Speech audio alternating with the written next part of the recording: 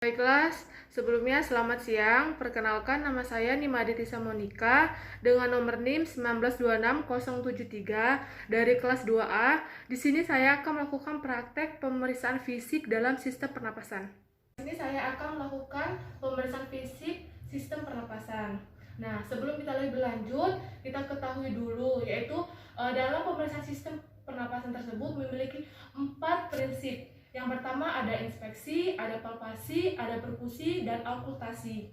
Nah, sebelum kita lebih lanjut lagi, kita akan menggunakan salam terapatik kepada pasien.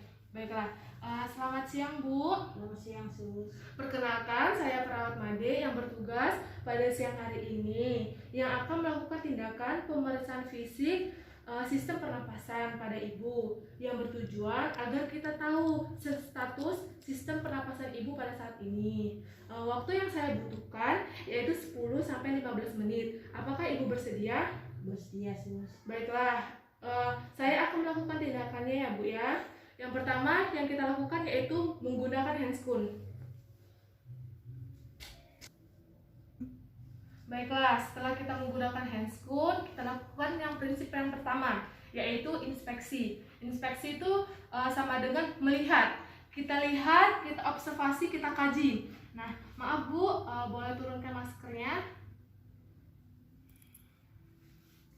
Nah, kita observasikan apakah pada wajah pasien tersebut atau sekitar bibir pasien tersebut ada kebiruan. Apabila pasien tersebut memiliki kebiruan pada wajah dan sekitar bibir, berarti pasien tersebut kekurangan oksigen pada tubuhnya. Lalu yang kedua, kita lihat apakah pasien tersebut dalam pernapasan dia terlihat seperti ngap-ngapan. Nah, lalu yang ketiga, kita lihat apakah pasien tersebut dalam bernapas ada usaha yang lebih atau usaha yang keras dalam melakukan pernapasan. Nah, dan yang ketiga, kita lihat dinding dada pasien tersebut. Apakah dinding pasien tersebut berbeda pada normalnya? Nah, lalu lakukan yang prinsip yang kedua. Yaitu yang kedua itu tadi palpasi, yaitu meraba. Nah, maaf Bu, silakan digunakan lagi maskernya Bu. Nah, baiklah, kita minta pasien untuk duduk. Maaf Bu, bisa bangun duduk. Baiklah. Nah, sebelum kita melakukan palpasi, yang pertama kita inspeksikan dulu. Kita lihat dulu apakah tulang belakang pasien memiliki kelainan pada tulang belakang pasien. Seperti skolosis, keposis, ataupun lordosis, yang dimana apabila pasien tersebut memiliki kelainan tulang belakang itu sangat berpengaruh pada sistem pernapasan pasien tersebut. Lalu kita palpasi. Nah, itu dengan tangan-tangan kita letakkan. Nah, kita lakukan palpasi jari-jari seperti kupu-kupu. Lalu ibu jari diletakkan di vibrata. Nah, setelah itu kita minta pasien untuk menarik nafas normal dan mengatakan angka 77. Maaf Bu, silakan tarik nafas normal dan coba katakan angka 77. 77. Nah, sekali lagi 77. Baiklah. Nah, di situ kita merasakan getaran atau vibrasinya antara kanan dan kiri, apakah sama atau berbeda. Nah, pada normalnya itu pada saat pasien mengatakan 77, vibrasinya akan terasa sama. Apabila pasien tersebut vibrasinya berbeda, itu berarti pasien tersebut memiliki kelainan pada sistem pernapasan tersebut. Baiklah, Ibu silakan berbaring kembali. Nah, setelah itu pada prinsip yang keempat yaitu perkusi. Nah, pada normalnya perkusi pada paru-paru saat mengembang itu akan terdengar sonor apa resonan.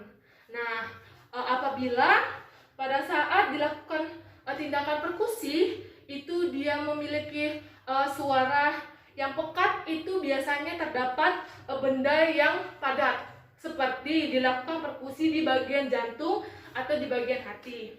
Nah, lalu kita lakukan tindakannya yaitu dengan cara kita letakkan palang sebagai landasan utama bagian dada pasien, tidak di bagian tulang, melainkan di interkotan, ya. Nah, lalu kita ketuk dada pasien, akan terdengar resonan. Nah, lalu apabila saat pengecekan di bagian paru-paru pasien, tapi terdapat suara pekat, berarti pasien tersebut mengalami masalah pada paru-paru pasien. Nah, selanjutnya yaitu prinsip yang kelima, yaitu auskultasi. Nah, pada prinsip ini digunakan yaitu alat yang digunakan yaitu adalah stetoskop. Bagian yang digunakan adalah diafragma. Nah, sebelum kita untuk melakukan tindakannya, kita terlebih dahulu mengetahui lokasi atau area-area mana saja yang dilakukan auskultasi. Yang pertama yaitu ada di paru, bronkus, dan yang terakhir ada di trakea. Nah, pada paru umumnya itu inspirasi akan lebih kuat dibandingkan ekspirasi.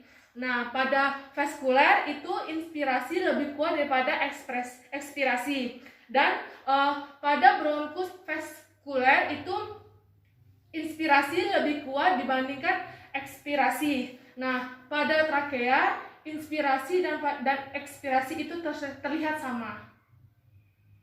Nah, mari kita akan lakukan tindakan auskultasi. Menggunakan stetoskop. Baiklah, pada area vaskulasi itu ada di 1, 2. Nah, pada bronkus vaskular itu ada di 1, 2. Pada bronkusial terdapat di atas dan pada trakea ada di atas. Normal ya, Bu. Nah, berikut adalah cara pemeriksaan fisik sistem pernapasan. Nah, setelah itu kita tanyakan kepada pasien bagaimana respon pasien. Baiklah, saya rasa cukup pemeriksaan fisik sistem pernapasan pada Ibu. Bagaimana keadaan Ibu sekarang? Baik, Sus. Nah, kalau begitu nanti seperti biasa jam 6 sore saya akan datang kembali lagi untuk memberikan Ibu obat. Ya, Sus. Nah, kalau begitu saya rasa cukup. Saya tinggal ya, Bu ya. Ya, Sus. Makasih, Sus. Ya, sama-sama. Dan contoh praktek pemeriksaan fisik dalam sistem pernapasan. Apabila ada salah kata, saya mohon maaf. Kepada Tuhan saya mohon ampun. Saya ucapkan selamat siang dan terima kasih.